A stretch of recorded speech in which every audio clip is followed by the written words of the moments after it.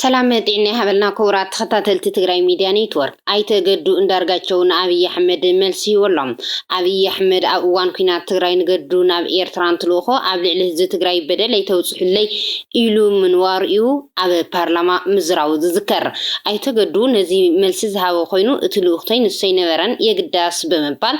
تي تلاقي خيز ولا مول اختدما بنتات بقدم ساعة أميت أولم حزنانكم لنا أبز قروان بارتقال لي بوليتيكيا سيبرها سراوي تقرأي كفرسي زلوه حما بوليتيكا تقرأي كابز حمقنا بزخف أي خيد اللو موالو ذكريو نزي زقام وقنات دمامه قسي إتساقم تنك حما بوليتيكا تقرأي بعلو سيوون زلوه أي بمبالكو أصوه نعزل نزي زقل سمر داتاتاتون حزنانكم لنا كورات تختاتلتي تقرأي ميديا نيتورك سامو داتا فسام مدونا مسانا خصان حب بخبر بمعدام ناب زرزرو خنسكركم سناي مكتتال ايتا قدو اندارغاتشون ابي احمد ملسي هيبم ابي احمد بوان كينات تግራይ ንገዱ ናብ ኤርትራን ትልኾ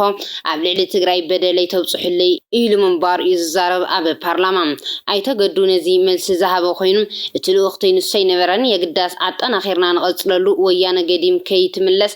ናብ ሕሉፍ ዕማምናውን ዕውትዩ ምስጋና ይግባአኩም ዝብል ከም ዝነበረውን ገሊጽዩ አይታ ገዱ አብይ አሕመድ ህዝብ ትግራይ አይንበድሎ ምስ ሕወሓት ከይልዓልን ትብሎ ህዝብ ትግራይ ገዲመ ይልዓልን ዓቕሙ ኣዳኺምና የና መልዓል የውልን ዝብል ምላሽ ከም ዝሃወ እዩ ዝሕብር ኣይተገዱ ናብ አብይ አሕመድ ዝለኣኾ ደብዳቤ ነዚ መስል ክነቕርበልኩም ንክቡር ቀዳማይ ሚኒስተር አብይ አሕመድ ካብ ገዱ እንዳርጋቸው እቲ ጉዳይ ብዛዕባቲ ኣባይቶ ዝገበርካዮ መደረ ስመይ ብምጥቃስ ዝምልከት እዩ ጠንቂ ናይቲ ምስ ኤርትራ ዘይምስምማዕ ብዝምልከት መብርሂ ከም ዝሃብካ ካብታ ሰዓት ዝለኣኽካለይ ቪድዮ ክሊፕ ተረድየ ኣለኹም እዚ ድማ ኣብቲ ብ26 ጥሪ 2018 ዓመተ ምህረት ኣባይቶ ዝገበርካዮ መደረ ዝተዛረብካዮ ኢለ ዝኣምን ከምቲ ኣብ መድረኽ ዝገለጽካዮ እቲ ጉዳይ ኣብ ታሪኻዊ መዝገብ ብግቡእ ምእንቲ ክምዝገብ ነቲ ኩነታት ዝኾነ ነገር ክውስኽ ወይ ከጉድል ከየድለኹ ናፃ ሕልና ይክገልጽ ኣገዲድነሎም በዚ መሰረት ድማ ይብል ደብዳቤ ኣይተገዱ እንዳርጋቸው ቀዳማይ ብወገነይ ኣብ ከምዚ ዝኣመሰለ ጉዳያት ብዛዕባ ርክብ ኤርትራን ኢትዮጵያን ዝምልከት ርእይቶ ተገዳስነት ኣይነበረንን ኣብ መንጎ ዘን ክልተ ኣሓት ሃገራት ዘሎ ርክብ ብቁንጣሮ ስለዝመልአ ብጥንቃቐን ብሓላፍነትን ክትሓዝ ከም ዘለዎ እየ ዝኣምን ስለዚ ብዛዕባቶም ዝፈልጦም ጉዳያት ከይዛረብ ወሲነ ሰራዊት ኤርትራ ምስ ሓይልታት ምክልኻል ኢትዮጵያ ዘይተሰለፈሉ እዋን ዝነበረ ኣይመስለንን ክሳው ኩናት ትግራይ ዝጅምር ብስምዕ ፕሪቶሪያ ዝውዳእን ኣብ ሓጋይ 2013 ዓመተ ምህረት ሓይልታት ትግራይ ናብ ዞባ ኣምሓራ ምስ ሰገሩ ሰራዊት ኤርትራ መፅኡ ክሳብ ደብረታወር ከም ዝተዋግአ ከይተረፈ ንዝክሪና ሓይልታት ምክልኻል ኢትዮጵያ ሰራዊት ኤርትራን ካብ ፕሪቶሪያ ስምምዕ ተኽሲ ደው ምባል ድሕሪ ምእዋጁ ናይ ሓባር ወታደራዊ ስርሒት ምክያድ ኣቋሪጾም ክሳብ ሽዑ ግን ከም ሰራዊት ሓንቲ ሃገር መሲሎም ብሓባርዮም ነይሮም እቲ ዝተረፈ ካልኣይ ዙርያ ኩናት ኣብ ማእኸል ኩናት ተዛዚሙ ሓይልታት ትግራይ ካብ ዞባ ኣምሓራ ምስ ሰሓበ እቲ ውግእ ክፍተት ኣብ ዝነበረሉ እዋን ኣዘዝቲ ሓይልታት ምክልኻል ኢትዮጵያ ኣብ ማዕርግ ምስ ቀነሰ እቶም ኣዘዝቲ ኤርትራ ኣይተወሰኹን እቲ ካልኣይ ዝወለ ድማ ድሕሪት ኩሉ ሓደጋ ንህዝቢ ትግራይን ኢትዮጵያን ይቅርታ ክትሓትት ትፅቢት ይገብር ነይራ ግን ኣብቲ ዘለዓልካዮ ጉዳይ ጥራይ መብርሂ ክህብ መሪፀ እቲ ኣብ ትግራይ ዝግበር ዝነበረ ኩናት እቶም ሓይልታት ትግራይ ሓዊሱ ብተሳተፍቲ ትውግእ ዘስዓቡ ጉድኣት ህዝቢ ትግራይ ንኽኣምኖ ብዝኸበደ መገዲ ንህዝቢ ትግራይ ክጭፍለቕ ገይርዎም ሓቂ ንምዝራብ ኣብቲ ኩናት ህዝቢ ትግራይ መንግስቲ ይኹን ካልእ ኣብ ጎኑ ደው ዝብል ሰልፊ ኣይነበረን ውሕዳት ኢትዮጵያውያን ፖለቲከኛታት ዓለም ለኻዊ ትካላትን ገለ ናይ ወፃኢ መንግስታትን ጠራእዮም ንፀቕጢ መንግስቲ ክፃወሩ ብመጠኑ ኣብ ጥቓ ህዝቢ ትግራይ ደው ክብሉ ዝኽኣሉ ክበሃል ዝከኣል ይብል ገዱ ዝፀሓፈ ደብዳቤ እዚ ጽያፍን ናይ ቀረባ ታሪኽ ኢትዮጵያውያንን እዩ ይብል እቲ ሳልሳይ ዝወለ ድማ ምስ ህዝቢ ትግራይ ዘስካሕክሕ ዝተሰበረን ዝምድናኻ እንተዘይመሓየሽ ነይሩ ሓደ ካብቶም ዝተሓጎሱ ዝነበሩ ሰባት ክኸውን ይኽእል ነይራ ንዝሓለፈ ጌጋታትካ ግን ዝኾነ ምልክት ጣዕሳ ይረኣኻን ንኩሉ እቲ ጨፍጫፍ ምጥፋእ ንብረት ማሕበራዊ ህውከትን ንህላወ ሃገር ዝፈታተን ቅልውላም ከም መራሒ እቲ ሃገር ንህላወ እቲ ሃገር ዝፈታተን ቅልውላው ዝኾነ ምልክት ጣዕሳ እውን ይረኣኻን ምክንያቱ ከምቲ ኣብ ላዕሊ ዝተገለጸ እቲ ቀንዲ ጠያይቲ ናይቲ ህዝቢ ዝፈጸሞ ሃገራዊ ገበናት ክሳብ ሕዚ ሕጊ ፕረዚደንት ስለ ዝኾነ ኩሉ ግዜ ናይ ደገ ፈጠራዊ ምክንያታት ክቡ ይፍትኑ። እቲ ኣብ ትግራይ ዝነበረ ኩናት እቲ ኣብ ህዝቢ ኣምሓራ ዝፍጸም ዘሎ ብዙሕ ወገናት ዘለዎ ጥፋት ኣብ ዞባ ኦሮምያ መወዳእታ ዘይብሉ ኩናት ኣብ ቤንሻንጉል ዝነበረ ጎንፅን ኣብ ቀረባ እዋን ጋምቤላ ዝፍጸም ዘሎን ኣብ ካልእ ክፋላት እቲ ሃገር ብዙሕ ዕንወት ዘስዓበ ሃገራዊ ቅልውላው ብቐንዱ ብሰንኪ ድኽመት ስርዓትን ካብ ጌጋ ኣተሓሳስባን ዝተወለደ ጸገማት ብዘይ ጎንፂ ኩናትን ኣብ ስልጣን ክትነብር ከም ዘይትኽእል ካብ ጌጋ ኣተሓሳስባኻ ዝተወለደ ጸገማት ዝመጽእ እዩ ይብል። እቲ ራብዓይ ዝወለድ ድማ እዚ ኣብ ላዕሊ ዝተጠቐሰ ናይ ሓሶት ፍጻመታት እኳ እንተሃለወ ፃዕሪ ልኡኽ ኤርትራ ፃዕሪ ኣቦ ኮይነሎም ካልእ ድማ ምስ ኩናት ትግራይ ብዝተኣሳሰር ኣብ ልዕሊ እዚ ዝወረደ ዓብዪ ጉድኣት ብዝምልከት ናብ ኤርትራ ከም ዝለኣኾ ንምርግጋፅ ከም ምስክር ጠቒሶምኒ። ክቡር ቀዳማይ ሚኒስተር ኣብዚ እውን ዓብዪ ጌጋ ተፈጺሙ እቲ ዝፈልጦ ሓቅታት ዝተፈላለየ ስለ ዝኾነ ንዓኻ ጽቡቕ ምስክር ክኸውን ኣይክእልን እየ። ካልእ ምስክር ምስ ከመኻ ዝሳኑ ሓሰት ዝሕሱ እንተትመርጽ ዝሓይሽ ብዛዕባ ህዝቢ ትግራይ ክነግረካ እንተደሊኻ እቲ ዝፈልጦ ሓቂ ካብቲ ዝወልካዮ ኣዝዩ ዝተፈለየ እዩ። ሓቂ ንምዝራብ ሓደ ካብቲ ኣብቲ እዋን ነቲ ብሓቂ ዘቐጥዐካን ንኻልኦት ከም ጸላእቲ ክትርኢ ዝገበረካን ምናልባት እውን እቲ ቀንዲ ክትሪኦ ዝገበረካ ጉዳያት ኣብ ልዕሊ ህዝቢ ትግራይ ዝተገበረ ግህሰት እዩ ነይሩ። ኣብቲ እዋን ኢልካ ዝነበርኩ ሓሳብ ከዘኻኽረካ ኣብ ኣኼባ ፈጻሚት ሽማግለ ዝነበረና ናይ ገምጋም ጻውዒት ተመርኩስና ሓሳባት ኣምፂና። እዚ ድማ ኣብ ውሽጢ 3 ሰሙን ውግእ ሕወሓት ከም ዝሰዓርና ሓጎስ ንምእዋጅ ተፀዋዊዕና። እቲ ዝቐረበ ገምጋም ህዝቢ ትግራይ ነቲ ኩናት ብገለልተኝነት እምበር ምስ ዝኾነ ወገን ኣይንሕወሶም ነቲ ኣብ ሰሜናዊ ትእዛዝ ዝፍጸም ዘሎ መጥቃዕቲ ብምከላኸሊ ዝወሰዶ ሕነ ምፍዳይ ስጉምቲ ተሓታቲ ስለ ዝነበረ ብዝኾነ ወገን ከም ዘይምጉስዎ እዩ። ንህዝቢ ህድኣት ንክህልዎ ንዘይምስዓር ንምክልኻል ከምኡ እውን ነቲ ወታደራት ነቲ ህዝቢ መንፈስ ዓወት ሕነ ምፍዳይን ከይመፅእ ንምክልኻል ጥንቃቐ ክግበር ይግባእ። ኣብቲ መድረኽ ዝለዓልኩ ሓሳብ ነይሩ በዓሉ ታሪኽ ኢኻ ሓሊፍካዮም። ካልእ ድማ ከዘኻኽረካ ብዛዕባ ሰባት ትግራይ ብዛዕባ ዘለካ ርእይቶ ነጊሮምኒ እዚ እዩ ኢሎምኒ ተጋሩ ካብ ስዕረቶም ሓውዮም ብሓያል መገዲ ክወፁ ይኽእሉ እዮም ኢልካ ኣይትሕሰብ ንኸይትስኡ ድማ ሰቢርናዮም ኢና። ብዙሓት ሰባት ህዝቢ ትግራይ ይብሉን እዮም። ህዝቢ ትግራይ ካብ መን ይዓቢ ኮይኑ እዩ ካብ ልዕሊ ማንም ደው ኣቢልናዮም ዝያዳ ክነጨፍልቆ ኢና ክትስእ ኣፀጋሚ ስለ ዝኾነ ትግራይ ከም ዘይትምለስ ንፈልጥ ኢና ኢልካ ነርካ ብእዋኑ። ካልእ ድማ ሓይልታት ትግራይ ካብ ክልል ኣምሓራ ወፂኦም ናብ ትግራይ ምስ ተመለሱ ማሕበረሰብ ዓለም ጸቕጢ ይውስኸሎ ዝብል እውን ስጋኣት ነይርካ። እዚ እቲ ዝፈልጦ ኣብ ልዕሊ ህዝቢ ትግራይ ዘሎ ኣረኣያኻ እዩ ይብል። እቲ ካልእ ዝጠቐሶ ገደን አንዳርጋቸው ዋላ እኳ ትዕለት ብልክዕ ክዝክሮ እንተዘይከኣልኩም ኣብ ከባቢ ፈለማ ጥሪ 2013 ዓመተ ምህረት መልእኽቲ ናብ ፕረዚደንት ኢሳያስ ኣፈወርቂ ንምብጻሕ ምስ ሓደ በዓል ስልጣን ቤት ጽሕፈት ጉዳያት ወጻኢ ሰዲድካ ኔኻ። እተን ናይቲ እዋን መልእኽቲ ነጥብታት ዝነበራ ድማ ፕረዚደንት ኢሳያስ ኣፈወርቂ ኣንጻር ሕወሓት ናይ ሓባር ስርሒት ክዕውቱ ብምኽኣል እንኳዕ ሓጎሰካ። እቲ ካልኣይ ሓይልታት ምክልኻል ኢትዮጵያ ዝኾነ ሰሜናዊ እዚ መጥቃዕቲ ምስ በጽሐ በቲ ንጽረ መጥቃዕቲ ንኽንዳሎ ዝሃበና ሕውነታዊ ደገፍን ንመንግስትን ህዝቢ ኤርትራን ብዝረኸቦ ክንክን ምስጋና ምግላጽ ገለ ደገፍቲ ሕወሓት ናይ ወጻኢ ሓይልታትን ኣብ መንጎ ኢትዮጵያን ኤርትራን ጽቡቕ ዝምድና ዘይደልዩ ናይ ወጻኢ ሓይልታት ምስ ምጥሓስ ሰብኣዊ መሰላት ኣተሓሒዞም ኣብ ልዕሊና ብዝተፈላለዩ ኣህጉራውያን ትካላት ብሚድያን ሰፊሕ ናይ ጸለመ ወፍሪ ኣካይዶም እዮም። እዚ ነገር እዚ ንኽልቲና ጸገም ከስዕብ ስለ ዝኽእል ክንጥንቀቆ ኣለና ዝብል መልእኽቲ ከም ዝነበረ እዩ ገዱ አንዳርጋቸው ዝጠቅስ። ናብቲ ቀጻላይ ትሕዝቶና ክንሰግር ፖለቲከኛ ስየ ብርሃ ኣብ ህሉ ኩነታት ተመልኪቱ ኣብዚ ሰሙን ናብ ሚድያ ቅልቅል መዋሉ ዝፍለጥ እዩ። ዘቕረቦም ሓሳባት ድማ ናብ ክቡራት ተኸታተልትና ምቕራብና ኣይዝንጋዕን። ስየ ብርሃ ሰራዊት ትግራይ ክፈርስ ኣለዎ ንቶም ኣብቶም ሰራዊት ዘለዎ መራሕቲ ኣባሪሮ ኣብቲ ሰራዊት ጊዜያዊ እውን እንተኾነ ምሕደራ ክጣይሽ ኣለዎ ኢሉ ነይሩ።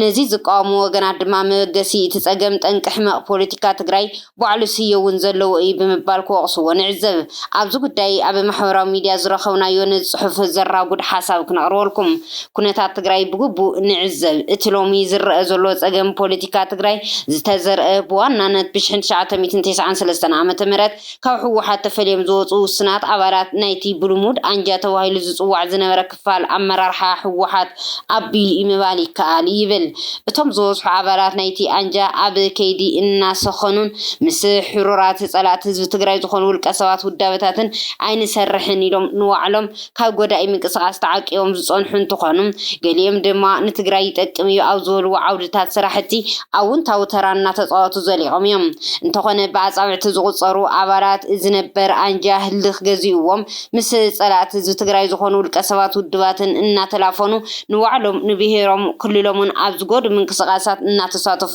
ጸኒሖምን ኣለውን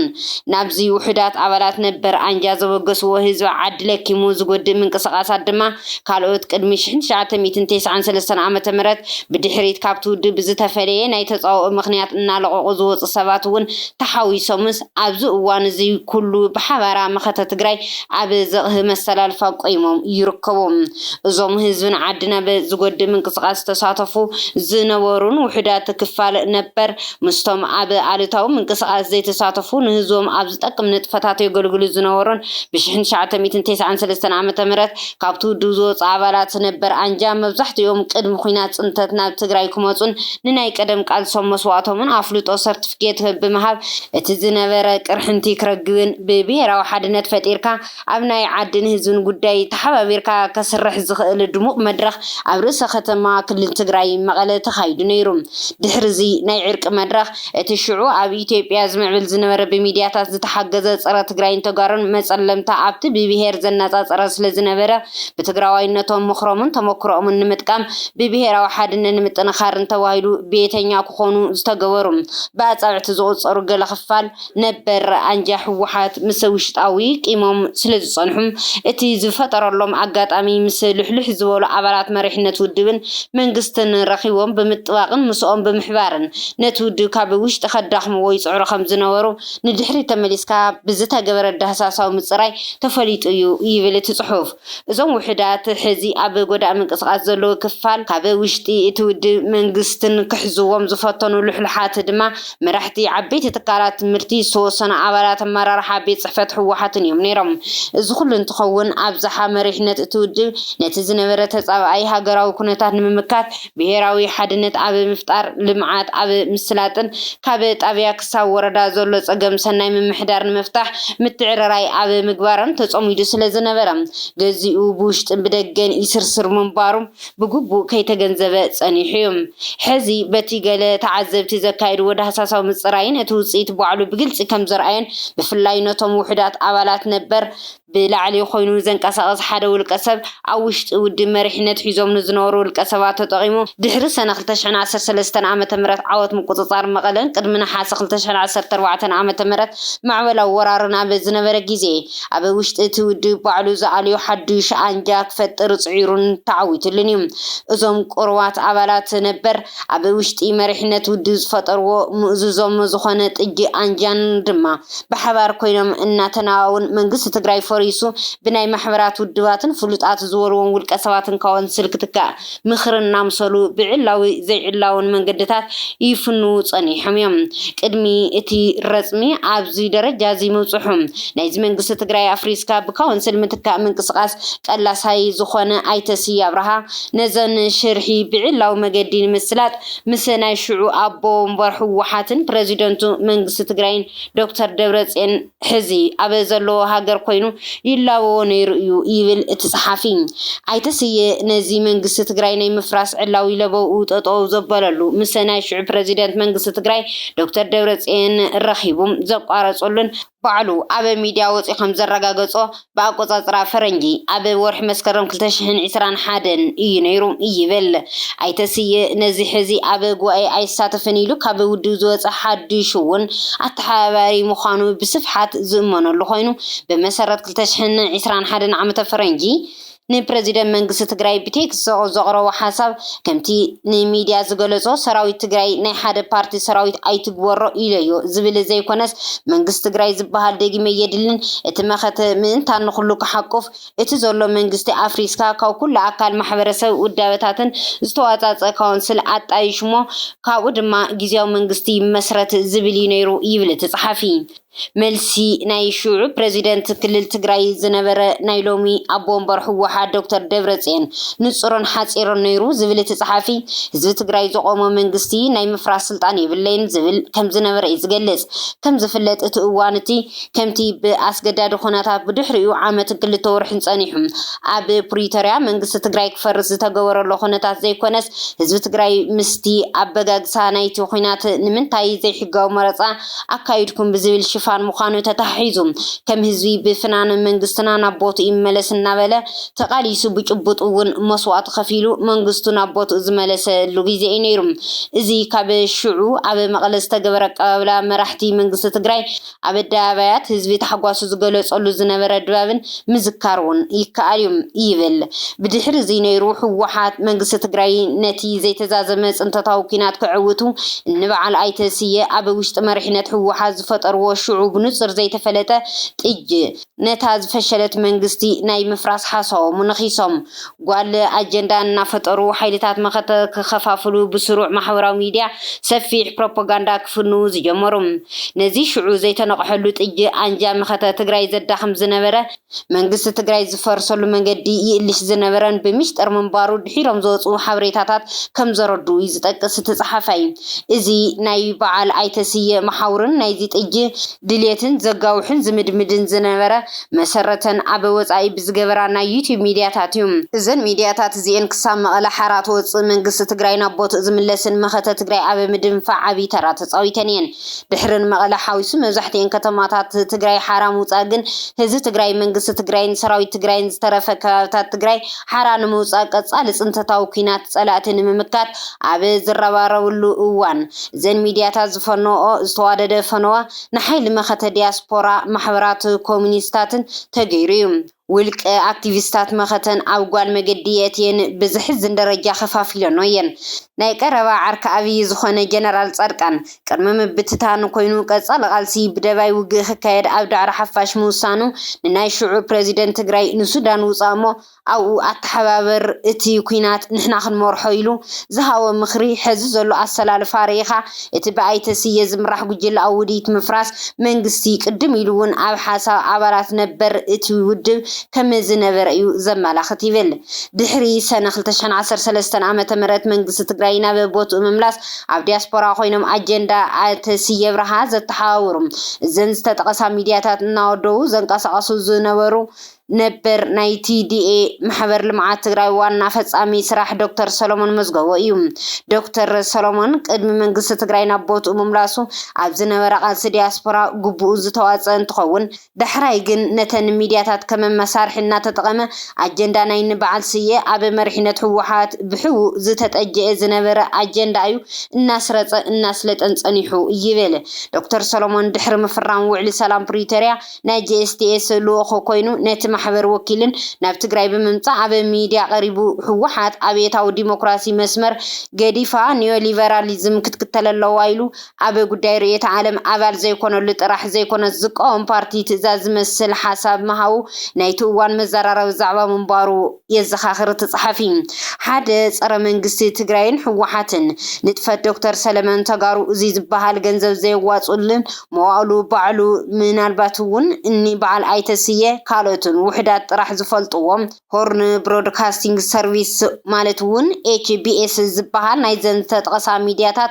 صره مخته نخباب حدا عمد بساتلايت ناب تግራይ كفنولن غيروم HBS فونو نايزن ميدياتات حيزو ناب اير نخوص ببورحو لعلي $10,000 كخفل نيروم زن ميدياتات مخته زحنكل فنو ان بساتلايت ناب تግራይና فنوا تحزي زنهنالو بوليتيكا وقلولاو كفتر بصحيتن قليلي نبرن يبل تيميش زاكل مبزحتيو تግራዋይ ዲያስፖራ بمحاورس بحد غيزي وفياس نواص بحصرات ገንዘብ ምክንያት ኣብ ሳተላይት ከቅጽል ዘይከኣለ ከመይ ገይሩ ዳኣን ሓንቲ መዓልትኳ ስሩዕ ፋንድራይዚንግ አካይዱ ንሓደ ወርሒ ዝኣክል ክፍሊት ሳተላይት ተዋጽኢሉ ዘይፈልጥ HBS ንኸባቢ ዓመት ነዘን ዝተጠቀሳ ሚድያታት ብሳተላይት ክፍንወለን ዝኸኣለ ዝብል ሕድሕድ ትግራዋይ كحتى زقبا يبل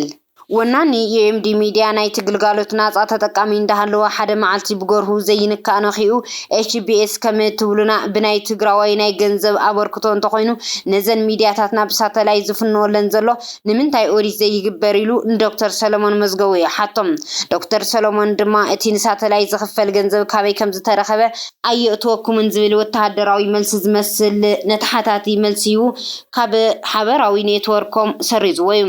እዚ ዘርኢ ኤችቢኤስ ክፍለጡ ዘይድልዩ መወልቲ ከም ዝነበሩ ወይ እንመን ዝብል ግን ግዜ ዝምልሶ ኢሉ ሓልፎም ድሕሪዚ ኣብ ትግራይና ዝመፀ ክስተት እቲ መጠነ ሰፊሕ ሳልሳይ ናይ ፅንተት ወራር እንትኸውን ኣብ ውሽጢ ወፃኢ ዘሎ ትግራዋይ መብዛሕትኡ ኣብ መኸታ ዓሲሉ ካብኡ ዝሕሎ ኩሉ እንተበርክት ዘን ሚድያታት ሓዊሱ መሓውር ንበዓል ስየ ኣብ ዲያስፖራ ብምስጢር ዝተወደቡ መሓውር ጥጂ ነበር ሕወሓት ተሓባቢሮም ተናቢቦምን ካብ ዲያስፖራ ንመኸተ ዝተዋፀ ገንዘብ ኣበይ ከም ዝኣተወ ይፍለጥን ካብ ዝብል በለካ ልክዕካ ምፍናው ጀሚሮም ክሳብ ተራ ፀለመ ውስናት ኣባላት ኣመራርሓ መንግስቲ ትግራይ ተዋፊሩ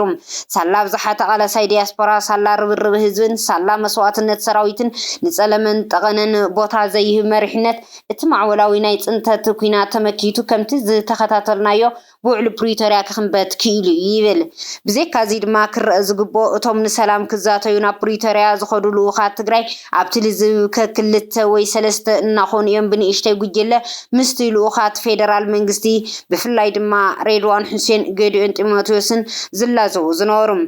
እቶም ዝተረፉ ልኡኻት ትግራይ ናይ ተኸይደ ሓበሬታ ዝረኸቡ ዝነበሩ ድማ ኣብቲ ልዝብ ብቃዋምነት ይሳተፉ ብዝነበሩ በዞም ሕዚ ኣብ ሓደ ፓርቲ ዝኒህው ኣይተ ጌታቸው ረዳን ጀነራል ጻድቃንን ኣይተ ስየ ብርሃን እዮም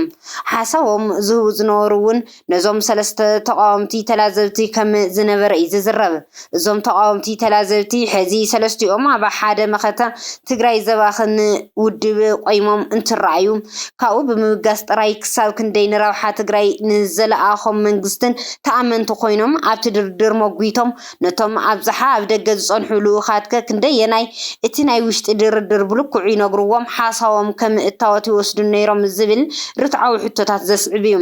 ድሕሪ ፕሪቶሪያ ልዕሊ ዓመትን ኣዋርሕን ፀኒሑ ዝወፀ መረዳእታ ግን ነዞም ርትዓዊ ሕቶታት ብዘየማትእ ዝምልስ كما زخون أيوم بتقدم مينستر إثيوبيا بعلي أبي ميديا زجلس وحبريتا مسرت من قصة تجري أبي وعلي بريتريك فرزتها جبرة زمز تتقصو سلسة وانا تدردرتي مالتون أي تجيتاشو جنرال صاركان أي تأسفان نا أي تسية نبر حسابن أي تسية بريزيدنت نبر من قصة تجرين زو قرارات أتحطه من قصة تجري يفرس نمتقبار زخدو ورحقات مخانو مربدا زكا علي يفل قدم مينستر إثيوبيا بعلي أبي بريتوريا بتجري جز زتحتتنا ينكلت عبيت قديات تقبلنا هنا نساتن ونحديش كل زكاتة مساجر من قصتي أب تجري من مصراتن زتمازولنا بطء من بلاسنيين كم زبالة زكريم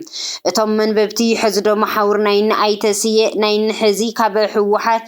نبر كوينم تفليوم زلون قدمو على بريتوريا عتحيزو زنورو متأسسار من نبابن بقلصي زرقين يبل الصحفيين كابزي توقيسا من قصة تقراي ناي مفراس نايني ايتسية نبار حساب سلستو يوم وانا تدرادرتي تقراي عبيلو عبي بريتوريا كم زتعوتن حديثات مخطة خمزة تخيادن حزي كستوعي نزد اللي قهدو خوين اللو يبل اتوانا تقام عبزو قدايو كل تقراوي معرر ديزي محازيوم ميديا من قصة وسلطان نقنزبن اتوجيل زتقارص الله خناتات زي كبيد ناي كحدة شطارا كله بمعرب بميزان كيردو غيرهم نايزو صيت دما دياسبورا لهيك تግራይ ተኸፋፊሉ ከባቢያውነትን መኸወሊ ክሕደት ኣብ ጥቕሚ ውዒሉም